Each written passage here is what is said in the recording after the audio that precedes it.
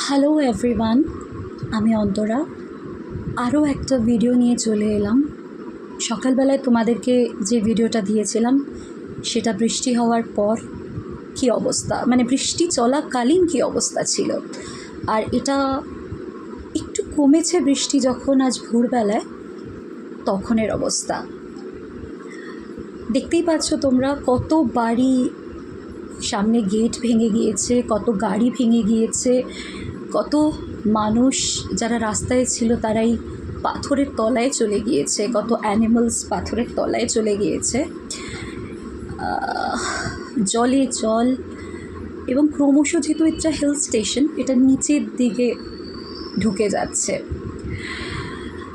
দেখো, আমি এরকম কখনো দেখিনি, কারণ এটা আমার ফার্স্ট টাইম। যেহেতু আমি 1.5 বছর এখানে এসেছি, তো এই 1.5 বছরে আসার পর এটা আমার ফার্স্ট টাইম দেখা। আর খুব ভীষণ ভয় করছে, ভীষণ ভয় করছে। রাত্রে শুতে যাওয়ার সময় ভাবছি যে সকালবেলায় ঘুমটা ভাঙবে তো, আমি সকালবেলায় উঠে আবার হাসি খুশি হয়ে রিলস বা ভিডিও দেব তো, বা আলোটা দেখতে পারবো তো।